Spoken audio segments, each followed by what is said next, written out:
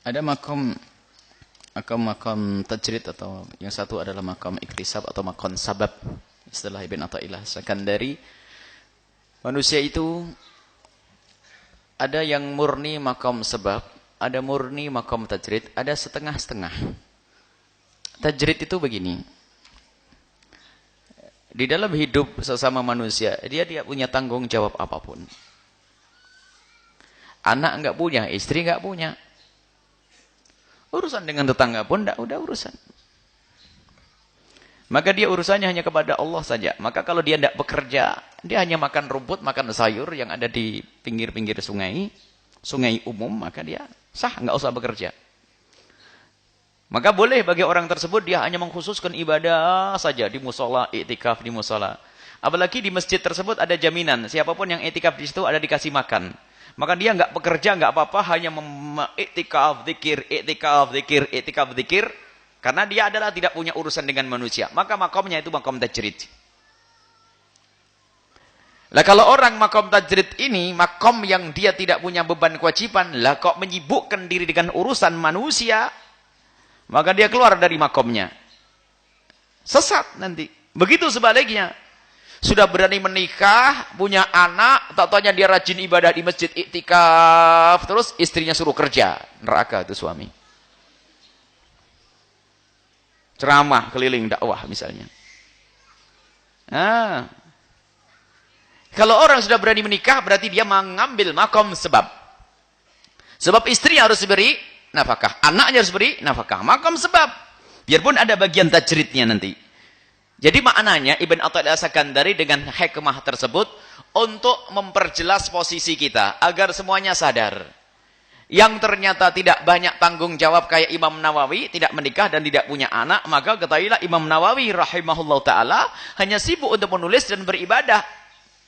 Sehingga beliau hampir setiap hari berpuasa dan bukanya pun sederhana sama sahurnya bareng. Kalau bukanya hanya air putih, sahurnya air putih, beliau makan kurma beberapa biji di tengah malam habis sholat isya. Dia tidak punya anak yang harus dibiayai, tidak punya istri yang harus dibiayai, tidak punya keluarga. Makom tajrid. Anda boleh seperti itu, tapi tidak boleh punya anak, tidak boleh punya istri, tidak punya urusan dengan manusia. Tapi kalau kita selagi masih urusan dengan manusia, makom kita adalah makom sebab. Maka ibadah kita dengan mengambil sebab. Sehingga Allah Subhanahu wa taala melalui lidah Nabi Muhammad, lihat, man amsaka lan min amali yadihi amsa maghfuran lah. Kalau ada seorang suami, seorang bapak bekerja seharian capek cari nafkah untuk istri, di sore harinya diampuni oleh Allah. Makom sebab. Artinya tinggal kita lihat diri kita sendiri. Kalau kita punya tanggung jawab di rumah kita, berarti kita masih berada di makom sebab. Dan makom sebab itu bukan berarti orang itu sesat. Dia menjalankan tugas sebagai seorang suami. Jangan menjadi suami yang itu. Mentang-mentang ustadz dia ceramah saja. Istriku kok kerja di pasar sana, bicara abah mau ceramah. Enak aja. Kamu yang kerja. Hah?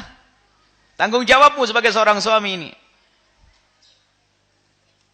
Kecuali di saat sang suami tersebut lemah, di saat bekerja karena sakit, karena tidak mampu, seorang istri berperan untuk membantu sang suami. Kemuliaan bagi seorang istri yang mulia. Tentunya syaratnya tidak menuntut, tidak ngungkit-ngungkit. Kamu suami enggak becus, enggak bisa ngasih nafkah. Hambar, enggak ada pahalanya itu. Seorang istri yang ngungkit-ungkit kebaikan yang pernah dilakukannya. Jadi seperti itu makom tajrid sama makom sebab itu sederhana. Kalau kita berada, kalau suatu ketika kok Anda tiba-tiba terlantar di tengah hutan sendirian, berarti langsung makomnya makom tajrid. Enggak cari nafkah, enggak apa-apa. Kalau ada makan buah dimakan, ini sudah cukup. Tinggal sholat tok nih. Tapi kalau sudah urusan dengan anak, istri dan sebagainya, maka kita masuk makom sebab. Dan makom sebab, makom tajrid itu adalah juga jalan menuju surga. Asalkan orang sadar tentang makomnya. Makom tajrid, makom sebab, semua adalah langkah menuju surga. Jadi Imam Ibn Athaillah Sakandari itu bukan untuk menganggap mulia, mana yang lebih mulia. Tidak. Artinya untuk mengingatkan kamu itu bagian apa sih? Lah sudah dicukupi oleh orang tuanya sama gurunya untuk menuntut ilmu, loh kok masih cawe-cawe cari kerjaan, itu keluar dari makom sebab. Maka makom tajrid. Kita diingatkan suatu guru. Salah satu guru waktu mondok itu kan sudah dibiayai sama bapak ibunya kan? Dan sudah dicukupi. Bapak ibunya pun menginginkan dia itu apa? Dia belajar benar menjadi alim. Masih kerja. nyambi-nyambi cari duit, ini keluar dari makom tajrid. Wah, susah nanti tambahan. Kalau sudah sama bapak ibunya suruh belajar, ya belajar, nuntut ilmu yang benar. Makommu makom tajrid, hei para santri. Makommu makom tajrid, tidak usah mikir dunia ini, wah, hancur nanti. Karena makom itu tajrid, kenapa? Kebutuhanmu sudah dipenuhi, kamu belum menikah. Kalau menikah baru berpikir nanti makom sebab. Ini. Biasanya susah kalau sudah dicukupi masih mikir macam-macam, susah, repot dapat ilmunya. Susah mendapatkan kemuliaannya. Karena apa? Dia keluar dari makomnya. Kecuali dia ada kebutuhan, dia punya tanggung jawab adik-adiknya. Saya pengen sambil mondok. Ada sebagian santri sambil mondok bekerja. Karena apa? Dia tidak pengen repoti ibunya. Dia biaya sendiri, kadang masih membiayai saudaranya. Mulia, karena dia apa? Makomnya makam sebab. Pun demikian dia masih menuntut ilmu. Yang sudah dicukupi loh, kok masih sibuk cari duit, itu keluar dari makom tajrid. Dia keluar dari makomnya, maka susah mendapatkan kemuliaan. Maksudnya Ibn Athaillah, sadari kamu itu sebagai apa. Nah, kalau kamu punya anak istri, berarti makommu sebab. Cari nafkah yang benar, yang halal, surgamu melalui itu. Kalau enggak, istri meninggal, anak meninggal, pas batang kara, ya, sawah pun ya alhamdulillah cukup. Sudahlah, jangan muluk-muluk, jangan macam-macam.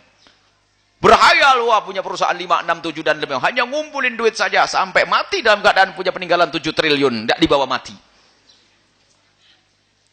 Sedekah, berbuat baik agar dimuliakan oleh Allah di akhirat nanti. Itu namanya makom tajrid sama makom sebab. Tapi ingat, orang boleh mengambil makom sebab karena dia ahli di dalamnya. Misalnya, Anda orang yang berbakat untuk mencari duit. Memang anak satu, kalau anak satu mah biayanya mah sedikit. Cuman karena Anda berpikiran maju, aku pengen mengambil sebab. Anakku memang cuma satu, tapi aku berbakat mencari duit. Di belakang sana ada yang butuh. Ada pondok yang harus aku bangun. Di situ banyak santri yang belajar. Ada yatim piatu yang harus aku bantu. Aku ingin mengambil makom sebab. Jadi sadar di saat mengambil makom sebab itu karena Allah. Bukan karena ingin mengumpulkan dunia, menumpuk harta. Lihat. Harta yang kita tumpuk mau tidak mau akan meninggalkan kita atau kita tinggalkan. Dan dia tertipu. Tidak kenal makom tajrid, tidak dikenal makom sebab. Sadari dirimu kalau Anda adalah orang yang memang di makom tajrid, maka tekuni makom tajrid itu. Makom yang tidak perlu pakai usaha macam-macam.